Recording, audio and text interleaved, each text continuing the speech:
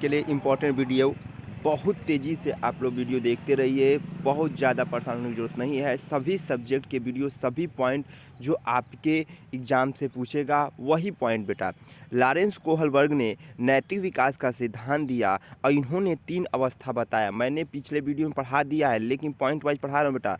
Kohlberg ने नैतिक विकास का सिद्धांत दिया, कितनी अवस्था बताया? 3। पूर्व परंपरागत, परंपरागत और उत्तर परंपरागत। पूर्व परंपरागत, परंपरागत और उत्तर परंपरागत। पूर्व परंपरागत में बस ध्यान रखना है मेरे बच्चों, यह पुरस्कार और दंड की अवस्था है, ये अनुकरण की अवस्था है। परंपरागत में याद रखना है बाबू, यह प्रशंसा और कानून की अवस्था है। और तीसरे में ये समाज और समझौते की अवस्था है। सूझ सिद्धांत के प्रतिपादक को कोहलर महोदय ने इस सिद्धांत के अनुसार अधिगम किसी अभ्यास का परीक्षण ना होके अचानक सूझ, कहने का कोहलर ने सूझ का सिद्धांत दिया और यह किस पे दिया था? बनमानुस बंदर पे दिया था। और इन्होंने कहा था कि अधिगम एक सोच से है, अधिगम एक सुझाव से है और अधिगम अचानक है। ऐसा किसने कहा? तो कोहलर ने कहा। मतलब सीटेट में ये पूछेगा मेरे प्यारे बच्चों कि अचानक अधिगम किसका सिद्धांत है? तो कोहलर का सूझ का सिद्धांत। कोहलर का किस पे? बनमानुस पे। मॉन्टेसरी पद्धति में परियों की कहानी को महत्वपूर्ण दिया गया है। मारिया मॉन्टेसरी ने कहा था कि बच्चों को कहानी के माध्यम से पढ़ाना चाहिए। और बच्चे जो हैं फूल हैं और अध्यापक जो है एक माली है, माली का दर्जा अध्यापक को दिया गया था। और इन्होंने बताया था कि जब हम परियों की कहानी सुनाएंगे तो बच्चे आकर्षित होंगे और सुनने लगेंगे। 120 या इससे अधिक आईक्यू वाले बालक टर्मन की बुद्धिलब्धि तालिका अनुसार प्रखर श्रेणी में रखा गया। टर्मन ने जो एक बुद्धिलब्धि बताया तो 120 के जो ऊपर हैं या उससे उसके नज़दीक हैं तो उसे प्रखर बुद्धि में रखा गया।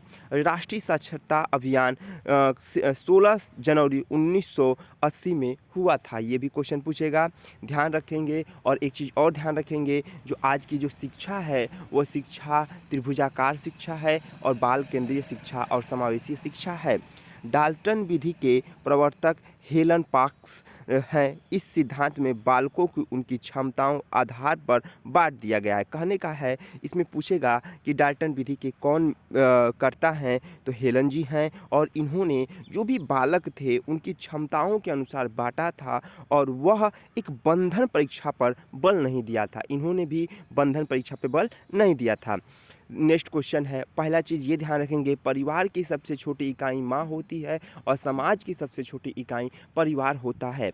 समाज सुधार में सबसे अधिक योगदान शिक्षकों का है। इसे राष्ट्र निर्माता के नाम से भी जाना जाता है। अब क्वेश्चन पूछेगा कि समाज को सबसे अधिक सुधारने का कार्य कौन करता है? तो अध्यापक करता है बेटा, क्योंकि गुरु को जो है सबसे बड़ा दर्जा दिया गया है और इसीलिए गुरु को माँ का भी दूसरा रूप माना जाता है।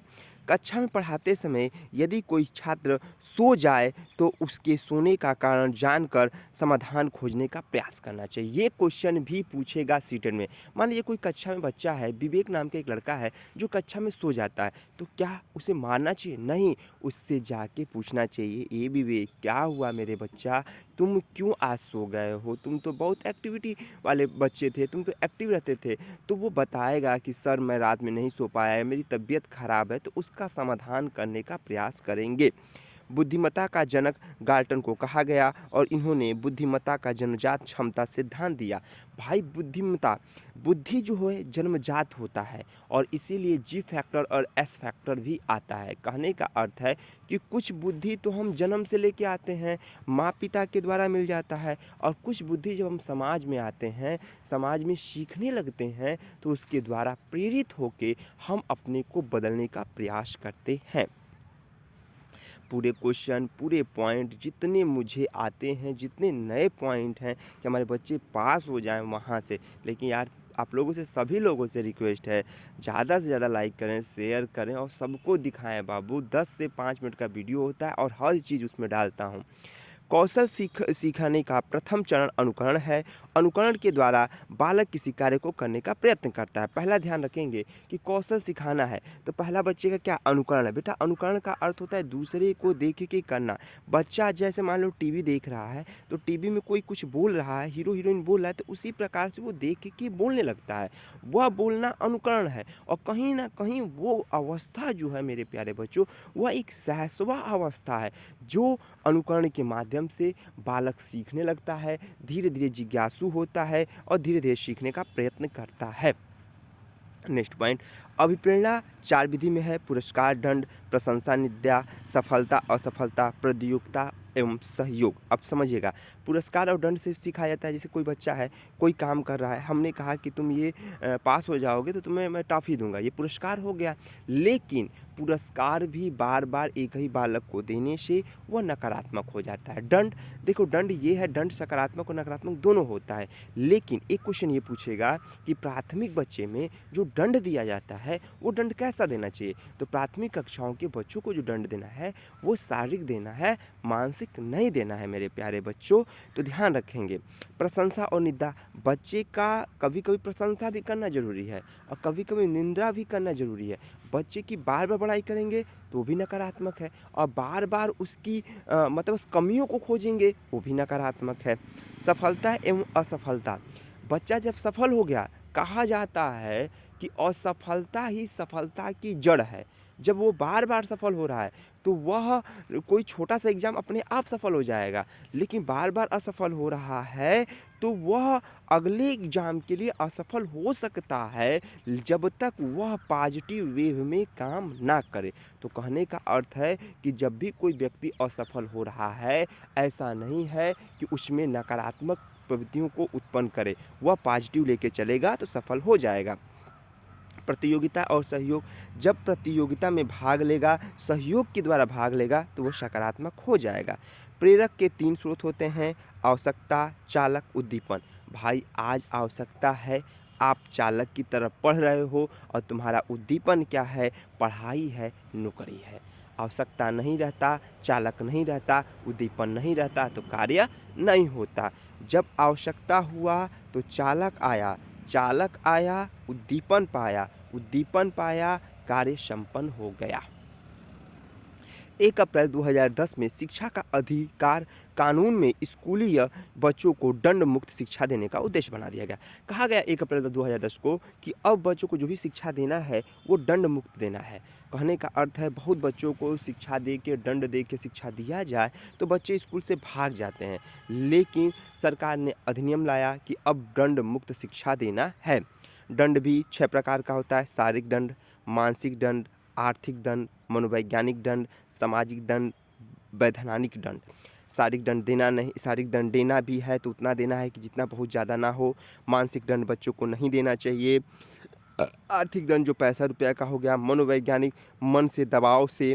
सामाजिक दंड समाज में खड़ा करके। और वैधानिक दंड से बचना चाहिए जिससे बालक अपने को बचाए और समाज से दंड से बचने का प्रयास करे। अब एक क्वेश्चन में पूछेगा दंड सकारात्मक है कि नकारात्मक। तो ध्यान रखेंगे, सीटेड में दंड पूछेगा कि सकारात्मक है कि नकारात्मक, तो वो क्वेश्चन पर डिपेंड करता है। कहता है कि दंड के माध्यम से कोई लक्ष्य की प्राप्ति है वो सकारात्मक है, दंड के माध्यम से वो विद्यालय को छोड़ दिया वो नकारात्मक है।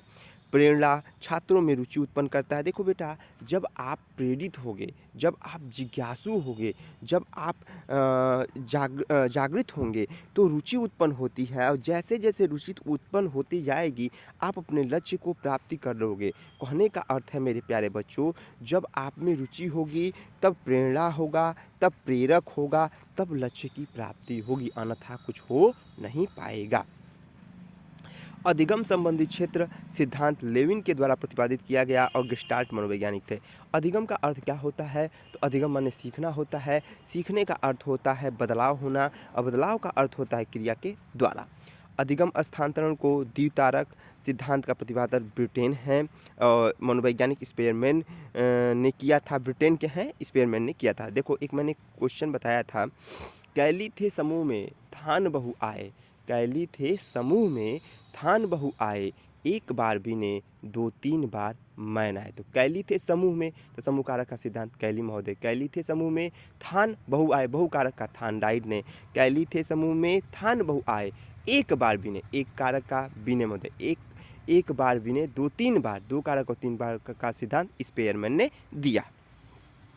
बुद्धि को दो में जी फैक्टर और एस फैक्टर। जी फैक्टर ये जानिएगा जो जन्मजात है जी फैक्टर है, और एस फैक्टर जो है हमने अर्जित किया है वह एस फैक्टर है। पीयूष ग्रंथि को मुख्य अधिकार ग्रंथि कहा गया क्योंकि इस ग्रंथि के द्वारा अन्य ग्रंथियों को नियंत्रित और निर्देशक दिया जा सकता है। इसमें पूछेगा कौन सी ग्रंथि अधिकारी ग्रंथि है, तो पीयूष ग्रंथि है। परिवार बालक का प्राथमिक विद्यालय है जहाँ माता पिता और प्रारंभिक शिक्षा माना जाता है। देखेंगे बेटा, परिवार के द्वारा ही बालक सीखता है। आप कहते हो कि भाई जिसका जैसा परिवार रहेगा वैसी शिक्षा प्राप्त करेगा, एकदम सही है। लेकिन ये परिवार जो है मेरे बच्चों, ये कैसी शिक्षा देता है, तो अनौपचारिक शिक्षा। जहाँ अध्यापक आएगा, जहाँ समय आएगा औपचारिक, जहाँ पे समय ना आएगा, जहाँ अध्यापक ना आएगा, जहाँ विद्यालय ना आएगा अनौपचारिक। दिवास्वप्न गिजुभाई विधेका द्वारा रचित पुस्तक है और गिजुभाई का उपनाम बाल गांधी था, गांधी है सॉरी। पहला क्वेश्चन इसमें ये पूछा था कि गिजुभाई का जो उपनाम है वो क्या है, बाल गांधी है, और उन्होंने दिवास्वप्न द्वारा एक रचयिता पुस्तक लिखा था। और दिवास्वप्न होता क्या है, दिन में स्वप्न देखना। एक क्वेश्चन और पूछा था सीटेट में कि दिवास्वप्न लड़का ज़्यादा देखता है कि लड़की ज़्यादा देखती है, तो लड़की ज़्यादा देखती है। शिक्षा को ध्रुवीय एडम्स ने कहा था कि इन्होंने शिक्षा को द्विध्रुवी शिक्षार्थी और शिक्षक को माना था। अब शिक्षा को इन्होंने द्विध्रुवी माना था और एक शिक्षार्थी मान दिया था और एक शिक्षक मान दिया था। मतलब एक बच्चे हो गए, छात्र हो गया, एक अध्यापक हो गया। अधिगम संबंधी क्षेत्र सिद्धांत लेविन द्वारा प्रतिपादित किया गया, लेकिन यह एक गेस्टाल्टवादी मनोवैज्ञानिक थे। अब पूछेगा बेटा कि जो अधिगम को संपादित किए थे लेविन, वो कैसे थे, तो वो गेस्टाल्टवादी थे।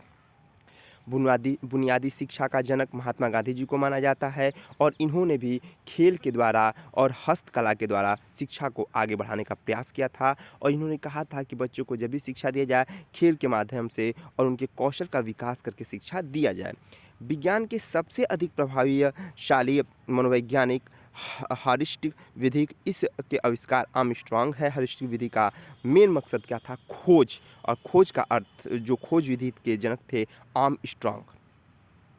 भाटिया बैटरी का प्रयोग बुद्धि परीक्षण में किया जाता है। ये भी क्वेश्चन पूछा है कि भाटिया का प्रयोग कहाँ किया गया, तो बुद्धि परीक्षण में, और 1965 में किया गया था। और इस परीक्षण को बैटरी बुद्धि परीक्षण के द्वारा जाना जाता है। अब ध्यान रखेंगे, पहला क्वेश्चन, भाटिया क्यों आया, बुद्धि के लिए आया। कब आया, 1965 में आया। और एक क्वेश्चन और ध्यान रखेंगे कि जड़ बुद्धि वाले बालक 2% पाए जाते हैं। जन्म से 6 वर्ष की अवस्था को शैशवावस्था कहा गया। अवस्था का अंतिम चरण 3 से 6 वर्ष, जिसे पूर्व बाल्यावस्था भी कहा गया। ये बालक को स्वयं की खुशी की चिंता कराता है, इसलिए इस अवस्था को स्वयं केंद्रित अवस्था भी कहा गया। अब क्वेश्चन ध्यान रखेंगे, मैंने बताया है कि 0 से 6 वर्ष शैशवावस्था है। पुराने वीडियो में देखेंगे तो बताएगा 0 से 6 वर्ष शैशवावस्था है। शैशवावस्था अनुकरण काल है। शैशवावस्था को अंतिम चरण जो कि लास्ट चरण 3 से 6 माना गया, जिसे पूर्व बाल्यावस्था भी कहा गया। और यहाँ पे बच्चा अपनी खुशी के लिए काम करने लगता है, जिसे स्व केंद्रित कहते हैं। एक क्वेश्चन और, स्व केंद्रित अवस्था किशोरावस्था को भी माना जाता है। तो आज के लिए बस इतना ही। बताइए कैसा लगा वीडियो, पूरा प्रयास है, पूरा पॉइंट दे रहा हूँ, सीटेट यहीं से पास हो जाएंगे। जय हिंद, जय भारत, हर हर महादेव।